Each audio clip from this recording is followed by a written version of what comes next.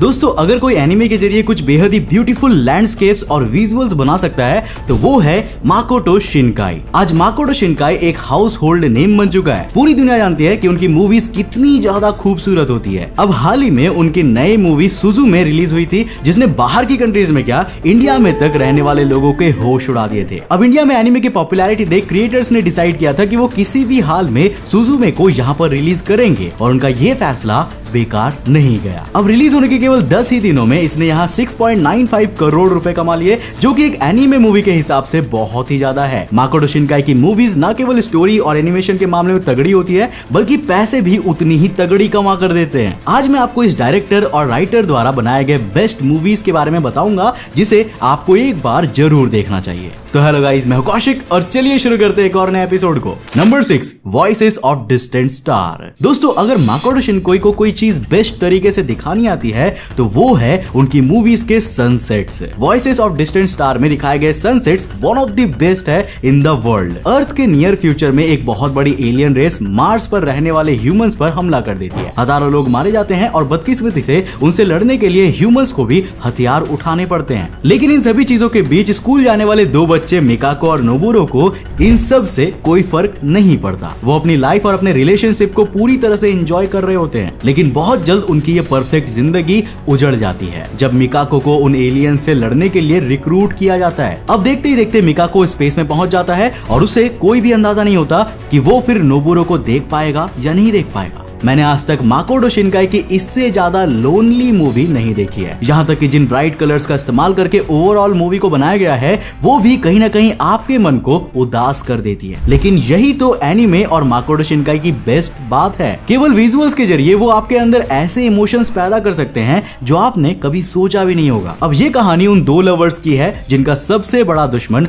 Deep space और distance होता है। मुझे मिस्टर शिनकाई की तारीफ करनी होगी कि साल 2002 में इतने कम हेल्प के बावजूद उन्होंने इतनी अच्छी मूवी बना ली थी। Number 5, the garden of words. दोस्तों जब पहली बार मैंने द गार्डन ऑफ वर्ड्स देखा था तब मुझे याद है कि मैंने अपने पलके तक नहीं झपकाए थे। अगर कभी कोई आपसे पूछे कि तुमने सबसे ज्यादा विजुअली ब्यूटीफुल मूवी कौन सी देखी है तो बिना कुछ सोचे द गार्डन ऑफ वर्ड्स का नाम ले लीजिएगा। अब मैं जानता हूं कि पहले ही मैंने माकोटो शिनकाई के एनिमेशन स्किल की तारीफ कर दी है, लेकिन यार आप ही बताइए मैं इन सीन्स के बारे में कैसे आपको नहीं बता सकता। मैं ये तक कहने से नहीं हिचकिचाऊंगा कि ये movie one of the most beautiful animated films की कैटेगरी में टॉप पर आती है। एक 15 साल का लड़का टाकाओ और 27 साल की लड़की युकारी एक ब्यूटीफुल लेक साइड गार्डन के पास बारिश के वक्त मिलते हैं। बहुत जल्द वो दोनों उसी जगह पर हर बार मिलने लगते हैं जब बारिश होती है। बिल्कुल भी वक्त नहीं लगता उन दोनों को एक दूसरे के लिए फीलिंग्स डेवलप करने में। अब मुझे पता है कि उनके बीच का एज गैप आपको बहुत ही ज्यादा अजीब लग रहा होगा, लेकिन माकोटो शिनकाई ने एग्जैक्टली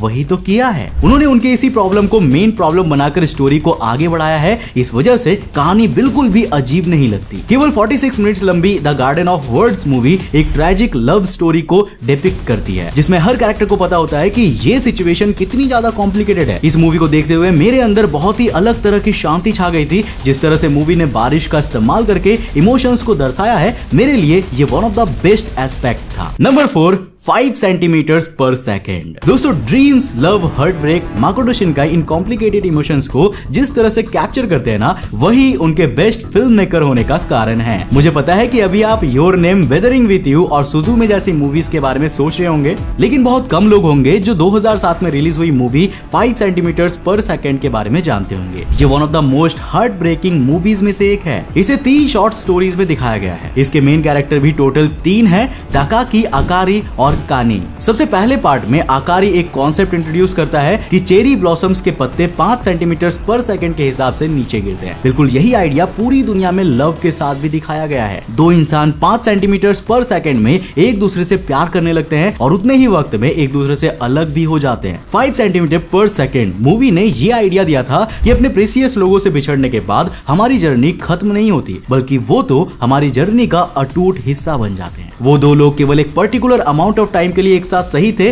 और उन्हें जाने देना कोई गलत बात नहीं है। अब देखो केवल मिस्टर शिनकाई ही है जो इस कॉन्सेप्ट को इतने ब्यूटीफुली पोर्ट्रे कर सकते हैं। Number 3, weathering with you. दोस्तों अब हम उन मूवीज के बीच आ गए हैं जिनके बारे में आपने पक्का सुना ही होगा। अब वेदरिंग विथ यू की जितनी भी तारीफ की जाए उतनी कम है। ये कहानी एक हाई स्कूल स्टूडेंट की है जो अपने घर से दूर भाग जाता है और हीना अमानो नाम की एक लड़की से मिलता है। इस लड़की के पास मिस्टीरियस पावर्स होती है जिससे वो जब मन चाहे तब मौसम को बदल सकती है। अब ये new age tin romance story अपने विजुअल्स और एनिमेशन से केवल कुछ ही मिनटों में आपका ध्यान खींच लेगी। माइथोलॉजी और फैंटेसी का एलिमेंट इस्तेमाल करके दो लवर्स के बीच के हार्ट ब्रेक को दिखाना कोई माकोटो शिनकाई से सीखे। उन्होंने साल 2016 में योर नेम के साथ ये किया था और फिर 2019 में दोबारा वेदरिंग विथ यू के साथ भी यही किया। उस वक्त जब ये मूवी इंडिया में रिलीज हुई थी तब केवल कुछ ही दिनों में इसने 1.25 करोड़ रुपए कमा लिए थे। इसके अलावा इसने वर्ल्ड वाइड $193.8 मिलियन कमाए थे। नंबर 2,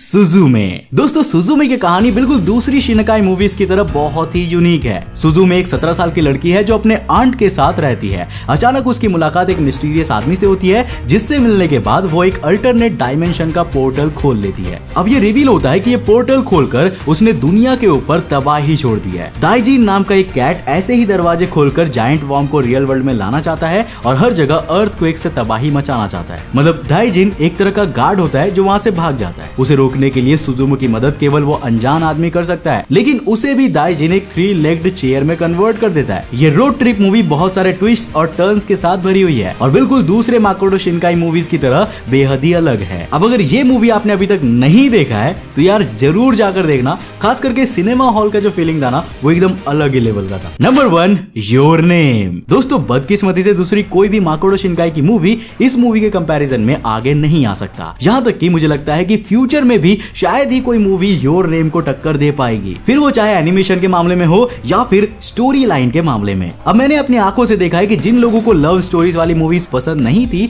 उनकी आंखों में भी योर नेम को देखने के बाद आंसू आ गए थे। कहानी की शुरुआत होती है एक बेहद ही ब्यूटीफुल मीटियोर शावर के साथ। मित्सुआ नाम की एक लड़की जो एक छोटे से खूबसूरत गांव में रह रही होती है वो ऊपर देखकर विश मांगती है कि काश अगले लाइफ में वो एक सिटी में रहने वाला लड़का बन जाए। उसे पता नहीं होता कि अगले ही दिन उसकी विश पूरी हो जाएगी। अचानक मित्सुआ की आंखें खुलती है और वो टाकी की बॉडी में होती है। वहीं टाकी मित्सुआ की बॉडी में पहुंच जाता है। बस यही से मूवी में जो ट्विस्ट और टर्न्स आते हैं ना आप उनके बारे में अंदाजा भी नहीं लगा पाएंगे। अब जैसा कि मैंने आपको बताया था माकोटो शिनकाई सनसेट्स दिखाने में बेहद ही टैलेंटेड है। योर नेम मूवी के एक पर्टिकुलर सीन में भी उन्होंने सनसेट के साथ हार्ट ब्रेक और ट्रेजेडी को दिखाया है। अब उस ट्विस्ट के बाद आपकी आंखें सूखी रह ही नहीं पाएंगी। मूवी की एंडिंग में बेहद ओपन है। हमें बताया नहीं जाता कि अंत में मित्सुआ और टाकी एक होते हैं या नहीं होते, लेकिन इसके बाद भी मूवी को पसंद करने वाले लोगों की संख्या करोड़ों में है। अब देखो मैं बस यही कहना चाहूंगा कि आप लिस्ट में मौजूद कोई भी मूवी मत देखिए, लेकिन योर नेम जैसी मास्टरपीस को बिल्कुल भी मिस मत करना। अगर आप एक सच्चे एनिमे लवर हो